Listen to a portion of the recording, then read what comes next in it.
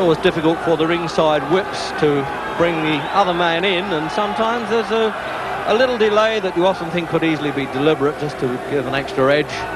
But they are shuffling outside now, trying to get him ready.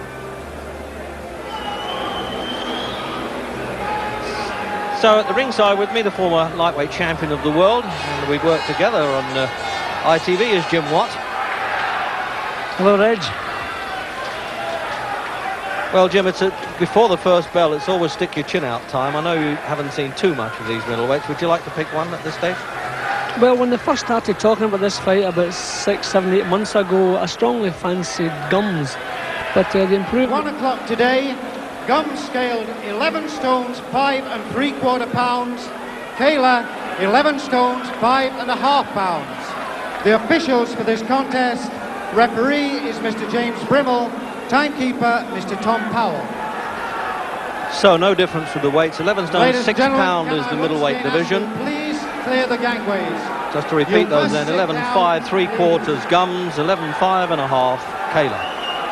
And for 6'2" Gumbs, it's remarkable to me that he actually gets down to the middleweight limit.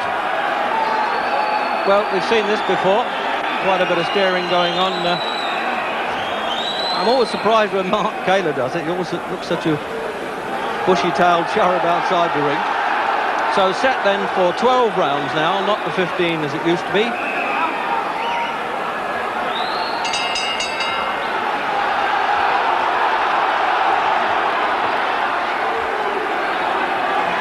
And if the fight turns out, well, half as good as the build-up and the press chat, it should be a good one.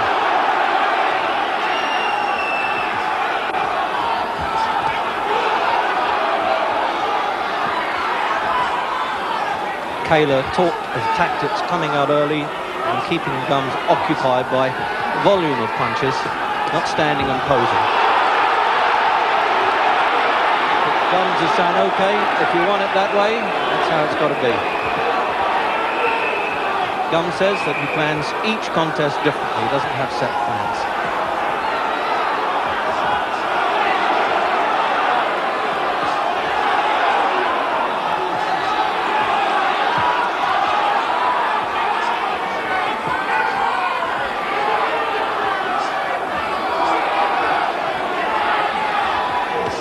Not bad for an opening minute of the championship fight. This is certainly some action.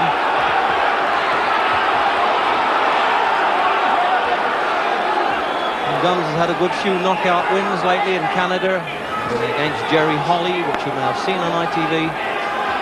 Spectacular uppercut.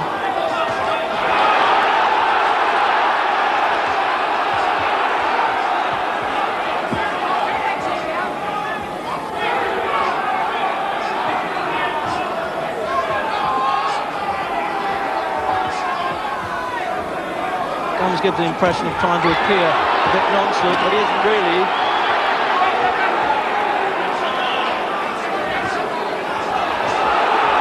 And when he gets tagged, Gumbs, he looks a bit like a wounded cat. He soon springs back, as he's done here. So a minute to go then, in the opening round.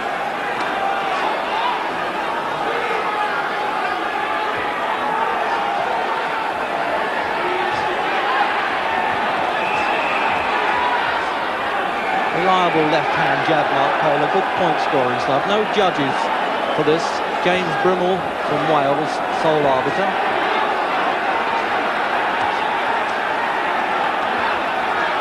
But the camp say we won't need the mathematics. Both think that their man is going to win inside the distance. And that's easy for them to say. They're on the safe side of the ropes. When the bell goes, watch how they jump out.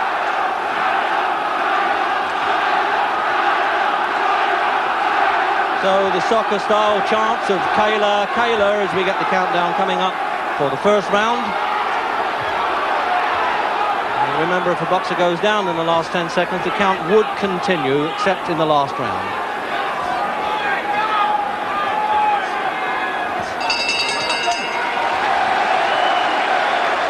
Well, that's as bright a start, I think, that you could hope for in a championship fight. Jim Watt? Yeah, well, I was very surprised. Quite often when you have two big punchers in the one ring, the first round's very quiet because they're paying each other too much respect. But that certainly wasn't the case in this opening round. That was a terrific round. If the rest of the fight goes on like this, everybody's going to go home happy.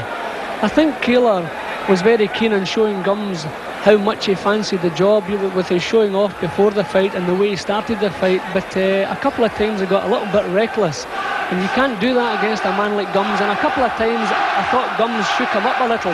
The round was probably even, but Kaylor will have to tighten up a little bit because Gumbs is very cagey, as I say, and a very big puncher. Okay, fine. I don't suppose statistics matter too much, but Gumbs has had 26 wins and lost 8. And Kaylor's had 23 unbeaten with 20 stops inside. Gumbs has stopped 21. So round 2.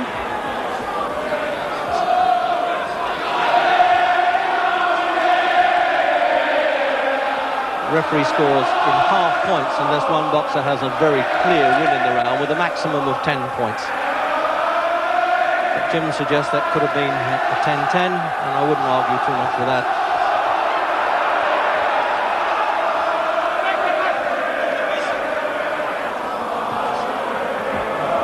The West End chant of blowing bubbles. While it might be music to Kaylor's ears, he's still got to do the business himself, because this really is the loneliest spot in the world.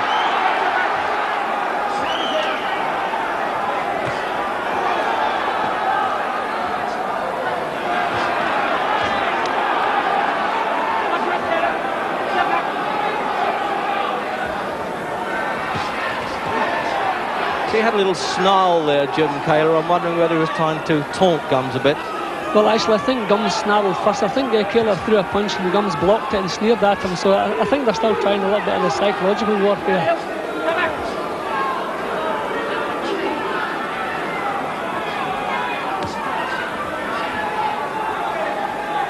Well, the psychological doesn't hurt as much as the punches, does it? That's the main thing.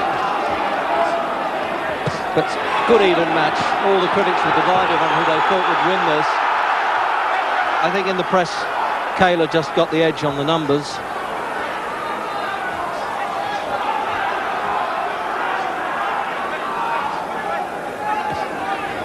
Gumbs had a very sketchy start to his career, but he certainly changed it all around now, being unbeaten in 5 years. He lost very early in his 8th fight to Tony Simpson.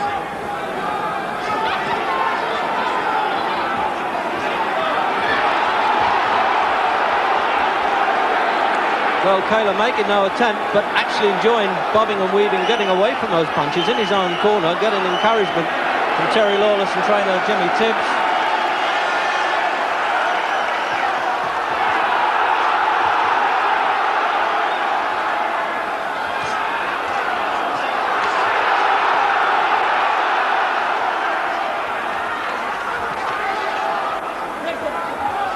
Half a minute to go then.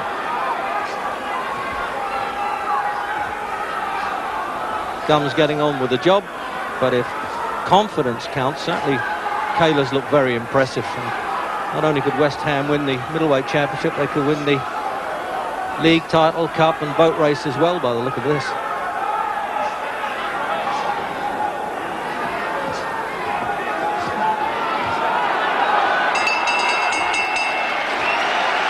Well, Kaylor had a good round there, some good boxing. I'm wondering, looking in that corner now, Jim, as they're giving the wash and brush up treatment, what do you think that Terry Lawless might be saying to Kaylor there? Well, a couple of times when Kaylor went onto the ropes, I thought it was just a little bit ragged. I think Terry will tell him to tighten up a little. If you look at Gumbs, you'll see he always has his hands cupped in front of his face and his elbows tucked in. He doesn't present an open target at all. A couple of times Maps get cut out on the ropes because it's a little bit ragged. So I think Terry will probably say tighten up, keep sticking the jab out, because I think if Kaylor gets his jab working, that was probably one of his strongest assets. But Gumbs is a very good fighter. He's keeping his cool, a very good professional.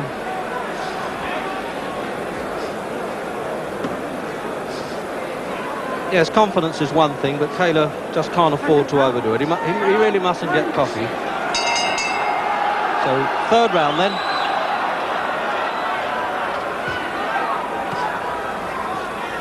And certainly now living up to the championship expectations.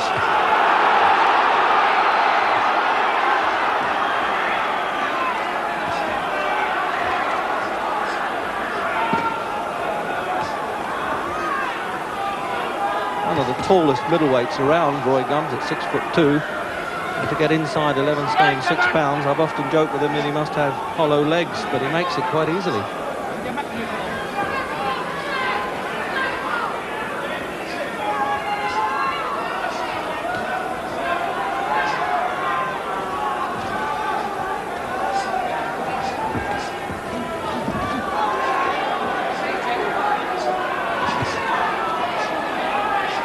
Well, maybe Kaylor has taken heed there and listened to that lecture in the corner, as Jim suggested. And he seems a bit more serious now. He's cutting out the little frill stuff that he's been giving us.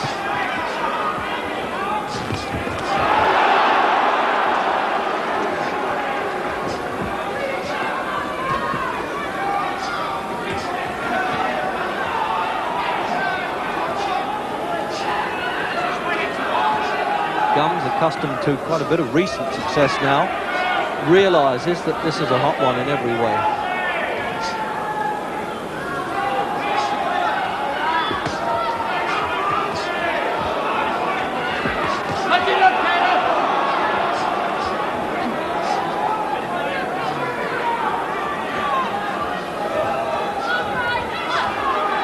A bit more sparring for openings at this stage. They've driven that early round venom stuff. Now I'm trying to pick each other off.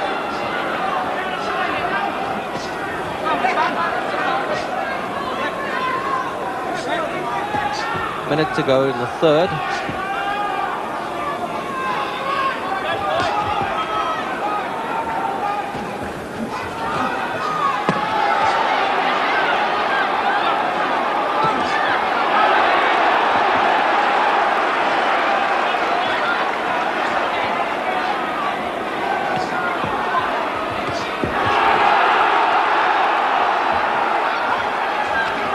Gumbs head-hunting a lot with punches. Kaylor trying to vary them, switching from head to body.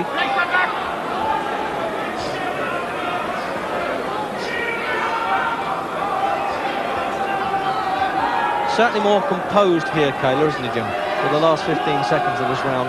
Yeah, well, I think they both realise that 12 rounds is a long time, and if the fight's going to go the distance, it would be fatal to run out of steam. So I think they've decided, well, they want to make the punches count rather than just throw them all over the place.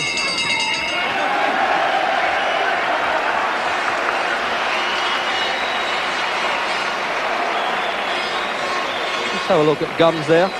Won the British title against Howard Mills. It was vacated by Tony Simpson, and then he won the Commonwealth Championship against Ralph Hollett. He fought him twice in Canada and really did the destruction job there. He owns a Lonsdale belt outright now, defeated Eddie Burke in Glasgow, Glenn McEwen in Liverpool, and he's had some good wins over Americans in London. Al Stiles in 2 rounds, Nat King in 1, Jerry Holly in 2, and he really moves around a bit. He's had as many managers as he's had hot dinners. And over there in Kaylor's corner, familiar figure of Lawless in front of his man there, and on the right, Jimmy Tibbs, who used to box for West Ham, now become a prominent coach, and Frank Black on the outside.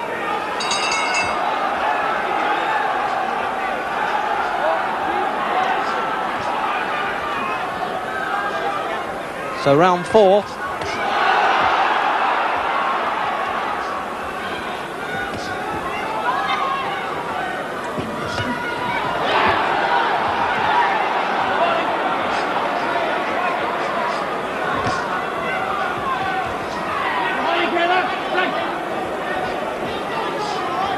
Referee Brimwell just giving them the hefty bark now and again. It hasn't been needed to physically part them in any way. British referees tend to try and do that, stay out of the action.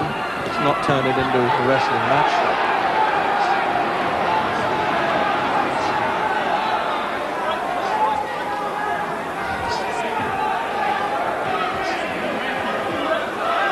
Well, over there in Gumbs' corner, trainer Ernie Fossey. I wonder if we can just pinch a word with him while the fight's on. Ernie Fossey, how do you read it going? Yeah, it's a good hard fight at the moment. Probably, Kaylor's probably just in front at the moment. But well, it's a long way to go yet. Roy's not daunted by this attack Kaylor's brought on him. No, not at all. He's quite calm and collected. Still optimistic? Yeah. Well, an honest opinion there from Ernie Fossey, an old Islington boxer. He thought Kaylor might be just in front. It's always good when the cornermen have got their judgment right. A little bit of blood specking around Gumbs' white trunks.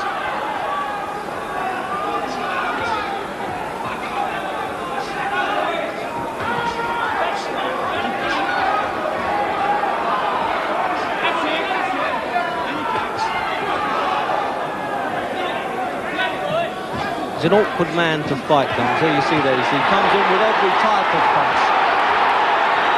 And he got exceptionally long reach.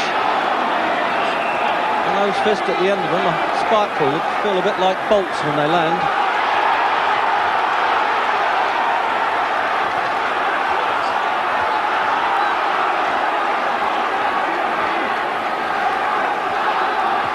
Well, we've discovered already that Kaylor can absorb some good punches, but he doesn't want to absorb too many.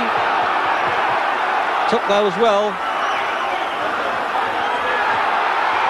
But not there, he caught him on the temple, and he lost a little bit of control of the legs there, Kaylor. And Gumbs has done this in Commonwealth fights in the 4th round. There was a push at the finish there, but Brim was picking up the count from the timekeeper right next to me. 7, 8. Made it clean. He was banging on the canvas there. Terry Lawless for Kaylor to get up and try and take the play away, and the bell has come to the rescue there. That's just when Kaylor needed to hear it, and in fact he's hanging on, and you're wondering if he even heard the bell. And it's a long walk back to that corner. Well, Jim. Well, Gumbs seemed to spend most of the early part of that round stalking Kaylor as though he was looking to let go with some big punches. He wasn't leading with jabs or anything else. And then towards the end of the round he started unloading. And as I said, Kaylor's hands are just a little bit low and he got himself into trouble. And he took some real heavy stuff there, and as you say, on the floor. But when he got up off the floor, he actually landed a good punch onto Gumbs. I think this is really going to be a terrific punch. So there, I'll look at this in replay now. He was a little bit confident there early on, Kaylor, and then he got tagged, and then he starts to wind these punches up from all angles, Gumbs. He's very rough when he starts to throw punches, but as I thought, he also shoved him down.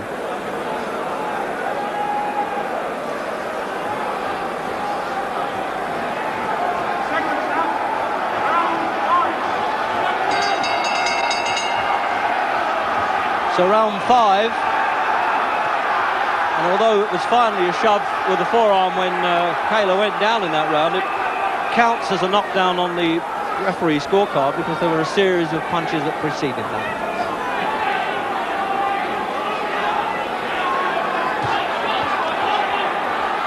Well, that's made up the leeway for Gumbs right away.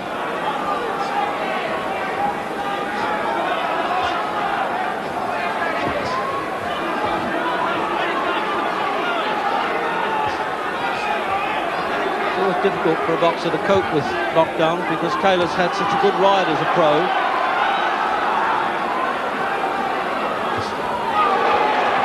Oh, good left hook there, and it's getting in a bit rough now. It's a bit catch as catch can.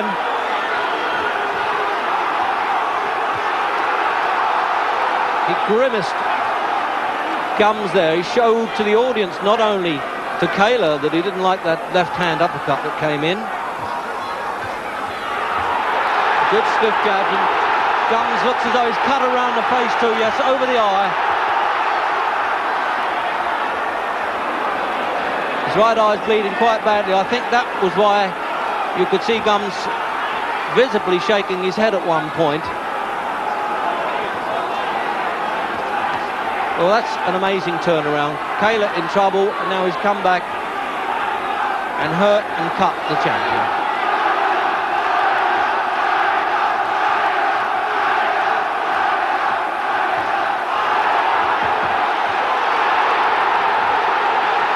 Putting these together, he's cutting the champion down to size. What a turnaround in the 5th round with a minute to go, and Gumbs is pinned there in Kaylor's own corner.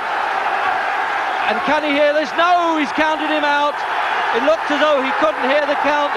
The ring is absolutely going to be invaded, the security people up, and the Cockney hero, who looked as though he may not survive at one point in the round, came back in the 5th, and have you ever seen a happier face than that? And really, he dismantled piece by piece there, Roy Gumbs. after he was cut, he really looked as though he'd suddenly not exactly lost interest, but realised that he was going to be punished, and Kaylor, to his credit, did not let him off the hook. Well, while they're going crazy in the ring, Jim, what do you think of that finish? Well, that was a real show of courage, because Kaylor really had it bad the previous round. And I know it's Terry Wallace's policy, if you have a bad round, then you've got to make sure you go straight back out and have a good round. 2 minutes, and Mark Kaylor certainly did that in style. I think we knew as early as the first round that each boy had the power to hurt and knock out his opponent. So it's gone for Kaylor. It's been a great performance. He worked very hard for the win, and well, sky's the limit now. Yes, absolutely. And there's just, you can see Roy Gumbs and disappointed promoter Frank Warren, who also manages Gumbs. Gumbs at one time, I mean, he's the WBA number 9. Does this mean, I presume it does, that Mark Kaylor can now get into the top 10 of the world rankings, winning his 24th fight and showing all the grit that I certainly knew he had, but at one time I really wondered whether he could get back into the fight, and so did Jim. Arms around Lawless and Frank Black for the Fleet Street photographers, and that really is such a great moment for a fighter. And we'll have a look at the replay here, Jim. So as they hoist Kaylor as the new champion, the short jab, and just look at that right hand, it came miles and still caught Gumbs, and at that point Gumbs' legs there just buckled, and all he was looking to do was grab and get out of trouble, but it wouldn't happen, and Kaylor would not leave him alone and almost caught him on the floor. In fact, I think the punch just brushed past.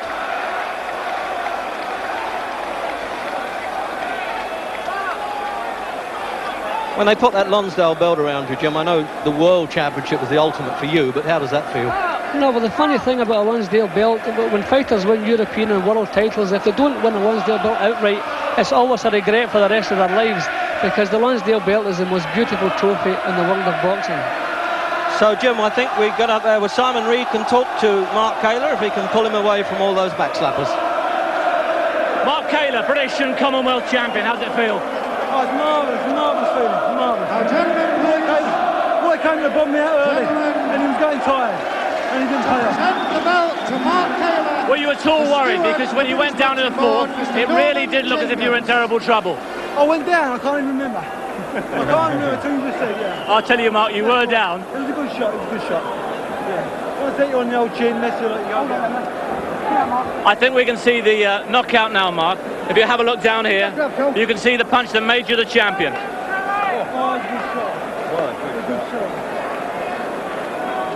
There it goes, Mark. What were your feelings here? A beautiful shot, beautiful shot. Beautiful shot, beautiful shot. How long was he going before you finally hit him?